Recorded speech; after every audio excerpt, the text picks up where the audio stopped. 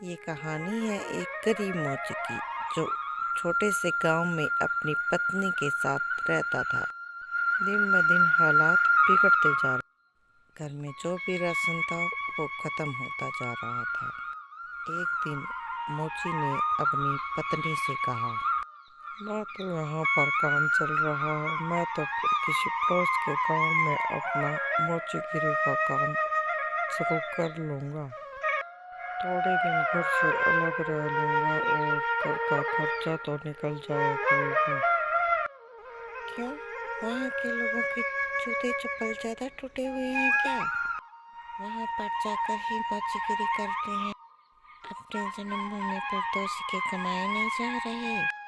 अगले दिन ही मोची सुबह सुबह चुपके अपने जूते चप्पल का सामान लेकर दूसरे गांव चल पड़ा। दोपहर तक ही माहौलपनी गांव में पहुंच गया। थका हुआ मोची बाजार में पहुंच। वहाँ पर देखा तो पहले ही मोची दुकान लगाए बैठे थे। अरे, यहाँ पर तो पहले ही इतने मोची दुकान लगाए बैठे हैं।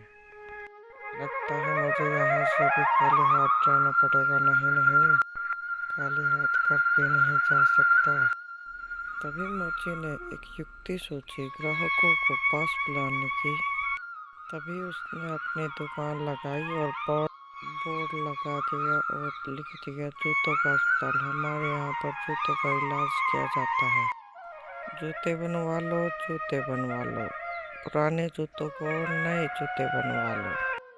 लोगों ने देखा तो उन्हें कुछ नया देखने को मिला। बनवा लो, नए जूते बनवा लो, या पुराने जूतों को नए जूते बनवा लो। जूतों का अस्पताल? अरे भाई मोची, अरे मेरे जूतों का भी इलाज करना। अभी कर देते आपके जूतों का इलाज। ये लो, आपके जूते कर दिया इलाज। अरे भाई वाह, कितना हुआ इसका खर्च? बस एक तांबे का सिक्का। ऐसे ही दूसरा ग्राहक अपने जूतों का इलाज करवाने आया। पैसे लिए और दूसरा ग्राहक का इंतजार करने लगा। आज तो मैंने बहुत पैसे कमा लिए, ऐसे ही पैसे कमाता रहा तो एक घोड़ा खरीदूंगा। मोची ने बहुत मेहनत की और सोने के 4 सिक्के जमा कर लिए। 2 सोने के सिक्के से व्यापारी से एक घोड़ा खरीदा और घर जाने का निर्णय लिया। अगले दिन उसने सामान बांधा और घर के लिए निकल। रास्ते में उसे घने जंगल से गुजरना पड़ा। वहाँ उसने डाकुओं का झुंड देखा। हे भगवान, ये डकैत लगते हैं, ये मेरा सारा पैसा ले जाएंगे। ये तो डकैत लगते हैं, ये तो मेरा सारा पैसा ले जाएंगे। मैं फिर से गरीब हो जाऊंगा। घोड़े के गले में सिक्का बांध दिया।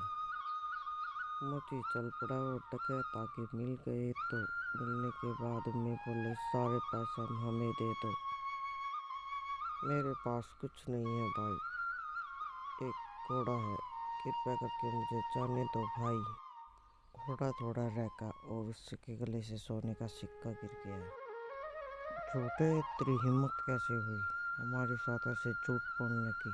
तेरे पास सोने का सिक्का था। सोने का सिक्का कहाँ से आया? रुकिए रुकिए, अभी मैं आपको बिल्कुल सच बताता हूँ।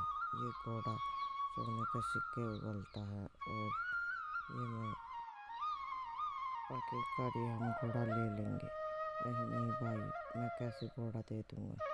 ये तुम्हें ना, चलो दे दूँगा, पर है ना, ये तुम्हें बार बार अपने दोस्तों के साथ रखना पड़ेगा। आखिर 50 सोने के मोहरे दे दूँगा आपको और ये घोड़ा हमें दे दो। चलो ठीक है, तुम्हें अपने दोस्तों को भी एक एक बार देना पड़ेगा। और घर की तरफ निकल पड़ा। फिर थोड़ी सी ज़मीन अपने गांव में खरीदी। डकैतियों के पास आने के बाद में डकैतियों को बात याद आई कि मोची ने ये बोला था कि मैं एक एक रात रखना है, तो पहले सरदार ने रखा और रात हो गई। सरदार उसी रात अपने घोड़े के साथ सोया और उठते ही उसने देखा अस्तबल में तो कोई सोने की मोहरें नहीं थी।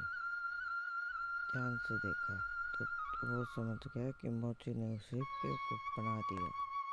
उसी बीच एक डकैत आया, बोला, सरदार, हमें भी बताइए आपको कितने सोने के मोहरे मिले, हमें भी बता दीजिए।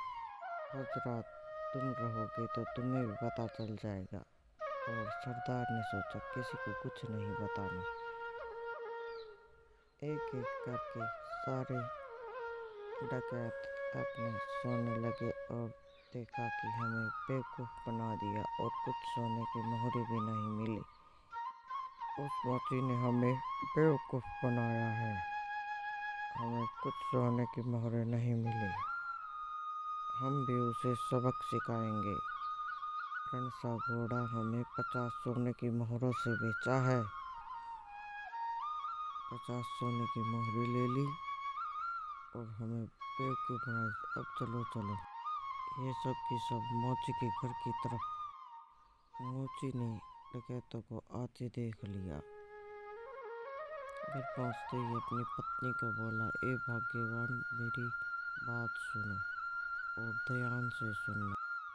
घर पर डकैत आएंगे और मेरे बारे में पूछे तो बोल देना कि मैं खेतों में काम कर रहा हूँ। खाने के लिए अपने कुत्ते शेरू से बोलना और अपने घर के पीछे छुप गया। कुछ देर बाद चोर आ पहुँचे। मोची कहाँ पर है? हमें उनसे कुछ बात करनी है। वो अभी खेत में गए हुए हैं। मेरे को मैं अपने कुत्ते को भेजती हूँ। जब शेरू, जब अपने मालिक को बुला के लेके आओ, बोल देना कुछ लोग आपको बुला रहे हैं। क्या शेरू सचमुच अपने मालिक को बुला लाएगा?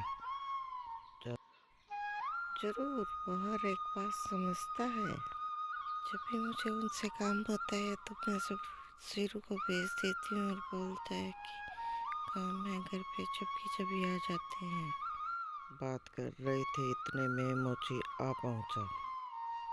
ओहो डकैत भाई, शेरू ने मुझे जाके बोला है कि आप हमें मिलने आए हो। मुझे इस घोड़े से कुछ नहीं मिला, तुमने झूठ बोला था। अरे भाई क्या बोल रहे हो? जो भी मेरे पास कुछ है इस घोड़े की वजह से ही मेरे पास सब कुछ है। अच्छा, हम तुम पर एक बार और भरोसा कर लेते हैं। ठीक है, अब हम ये कुत्ता भी ले जाएंगे। ये कुत्ता तो नहीं दूंगा भाई। 40 सोनों के मोहरों में हमने खरीद लेंगे। फिर मोची मान गया और कुत्तों को ले चला। सभी लोग अड्डे में पहुंचे। सरदार ने ऐलान किया, अब पहले कुत्ता मैं रख के देखता हूँ, अब देखते हैं क्या होगा।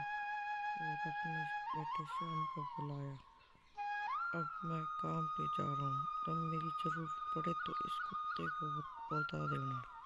अब मैं जा रहा हूँ, जैसा आप कहो पिताजी। और डकैत को काम आ पड़ा और सरदार को बुलाने के लिए बोला, सरदार को बुलाओ। अभी बुलाता हूँ। शेरू, जाओ बुला के लेके आओ।